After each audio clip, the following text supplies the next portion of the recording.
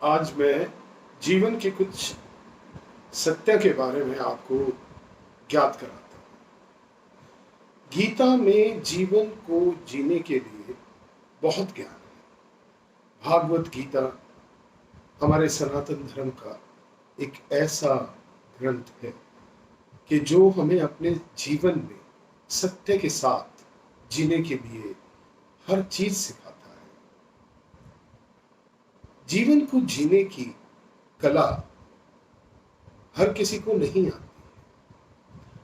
जिंदगी हर कोई जी रहा है, मगर जीवन किस तरह जी रहा है उसका उसे अंदाजा ही नहीं।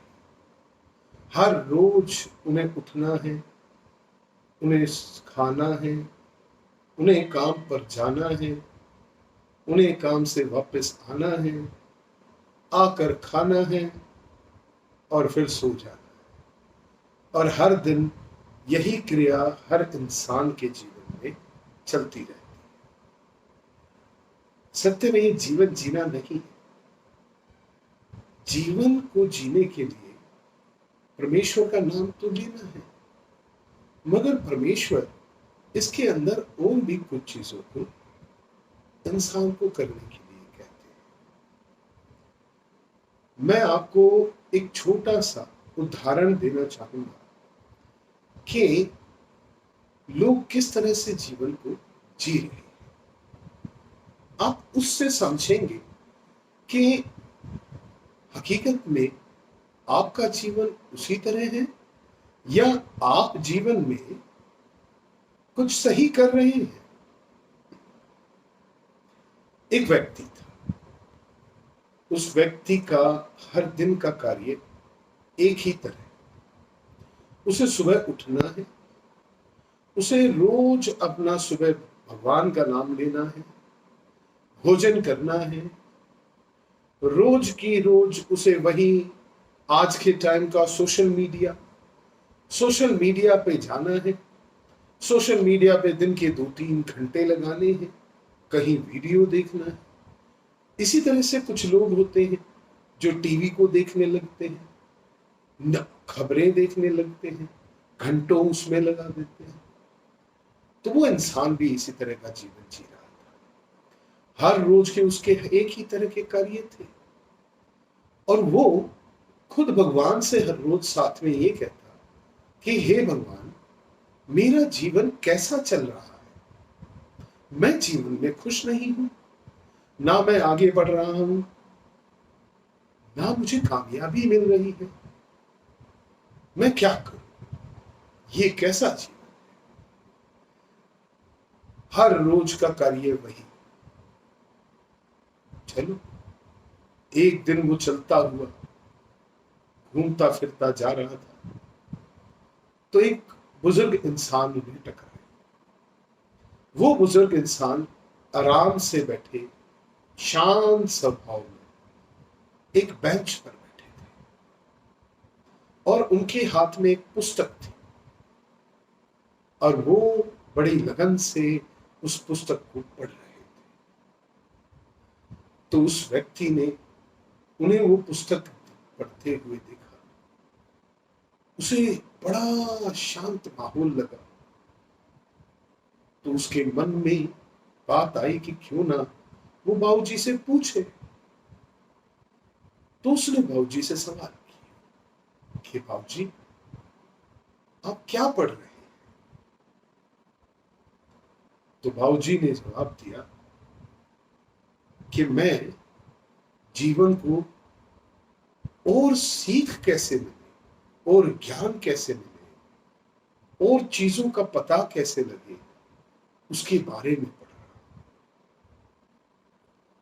तो उसने कहा, बाबूजी, आपका जीवन तो पूरा होने जा रहा है, फिर आप क्यों सीख रहे हैं?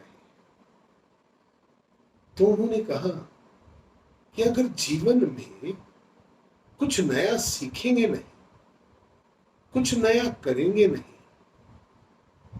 तो आगे बढ़ेंगे कैसे? तो जीवन तो रुक जाएगा ना। ये बात सुनते ही उस व्यक्ति को एकदम अपना जीवन याद आया और उसे याद आई बात कि वो हर रोज परमेश्वर से कहता है कि मेरा जीवन रुका हुआ है। तो उसने बाबूजी से कहा, बाबूजी आप मुझे बता सकते हैं कि हम जीवन को चलाएं कैसे आगे? तो बाबूजी बोले, ठीक है बेटा, मैं आपको उदाहरण देता। बड़े निर्मल भाव से बाबूजी ने कहा कि बेटा आप एक्सरसाइज करनी शुरू करते हैं, व्यायाम करना शुरू करते हैं। आप एक दिन एक बार दंड लगाते हैं, आप एक हफ्ता एक ही दंड लगाते हैं, एक हफ्ते बाद आप उसमें एक बढ़ाते जाते हैं। ऐसे करते करते पूरे साल में आप उस लेवल पे पहुंचेंगे कि आप व्यायाम पूरी तरह से कर रहे होंगे। तो वो सीख हुई ना। उस व्यक्ति ने कहा, सत्य है, इसके अलावा बाबूजी और कोई उदाहरण? तो बाबूजी ने बड़े निर्बल भाव से फिर कहा, आप हर रोज एक श्लोक को पढ़ते हैं, आप एक हफ्ता उस श्लोक को बार बार पढ़िए, वो श्लोक आपको याद हो जाएगा। एक हफ्ते बाद आप दूसरे श्लोक के 2 कर दें, तो 2 श्लोक पढ़ने लगे, वो याद हो जाएगा। और इस तरह अगर आप पूरे साल करते हैं तो आप पूरा गीता का अध्ययन कर सकते हैं। उस आदमी को बड़ा अच्छा लगा और उसने कहा, बाबूजी आज आपने मुझे वो ज्ञान दिया जो मैं परमेश्वर से हर रोज मांग रहा था। ये कह के वो व्यक्ति चला गया।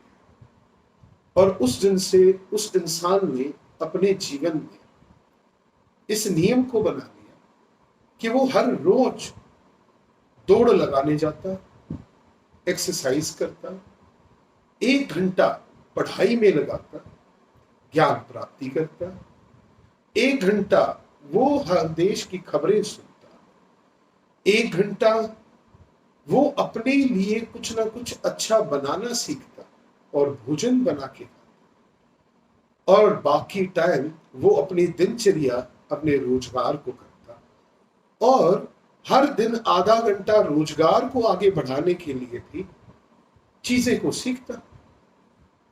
ये करते करते करते करते 1 साल बाद वो इंसान अपने जीवन को बदल चुका था। 1 साल बाद वो खुद सोचता है कि वो कहां पहुंच गया। वो उस बुजुर्ग से कभी नहीं मिला, वो बुजुर्ग उन्हें दोबारा कभी नहीं टकराए, मगर वो ज्ञान उसने जीवन में पा लिया और वो एक सफल इंसान बन गया।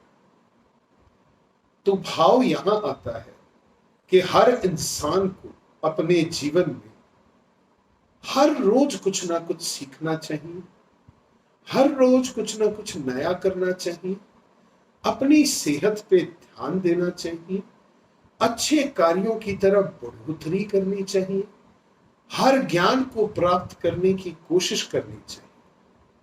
जब हम अपने जीवन में इन चीजों को ऐड कर लेंगे तो हमारे जीवन में बहुत ही बड़ी निर्मलता आने लगेगी और हम जीवन में सफलता की तरफ जाने लगेंगे। ये है सत्य का जीवन जीना। इसी जीवन जीने के अंदर मैं आपको एक बात और बताना चाहूंगा। एक बात याद रखिएगा, इस संसार में आपने बहुत से लोग ऐसे देखे होंगे जो आपके साथ होते हैं और वे हमेशा आपकी तारीफें करते हैं, और आपने कुछ लोग वे देखे होंगे जो हमेशा आपकी निंदा करते हैं। तो 2 तरह के हो गए लोग, एक वो जो प्रशंसा करते हैं, एक वो जो निंदा करते हैं, और एक वो जो कुछ नहीं बोलते, शांत रहते हैं। तो आप किसको अपना अच्छा मानेंगे? जो आपकी तारीफ कर रहा है उसे, या जो आपकी निंदा कर रहा है उसे, या जो आपके बारे में कभी कुछ कहता ही नहीं है? तो सच्चाई ये है कि जो इंसान आपकी तारीफ करता है वो आपका जीवन का सबसे बड़ा शत्रु है। क्यों? क्योंकि आपकी प्रशंसा करना मतलब आपको आपके सच्चे रास्ते से भटकाना। आप सही चल रहे हैं या नहीं चल रहे, ये आपको पता ही नहीं लगेगा। तो जो प्रशंसा कर रहा है वो आपका मित्र नहीं है, और जो आपकी हमेशा निंदा करता है या आपके बारे में निंदा करता रहता है तो वो आपका बहुत भला इंसान है। उसका तो आपको सेवा करनी चाहिए, क्योंकि आप में क्या कमी है ये वो आपको बताता है, और उसी से आपको जीवन में ये पता लगता है कि किन कमियों को आप दूर करें। और तीसरा वो इंसान जो कुछ नहीं बोलता, मतलब उस इंसान को आपके जीवन में आपसे कोई मतलब नहीं, ना वो आपका भला करेगा ना आपका वो बुरा करेगा। तो निंदा करने वाले की सेवा करें, वो आपको जीवन के सही मार्गदर्शन पे ले जाता है और वही आपको जीवन को सही तरह से सुचारू रूप से जीना सिखाता है। जीवन के इन दो सत्यों को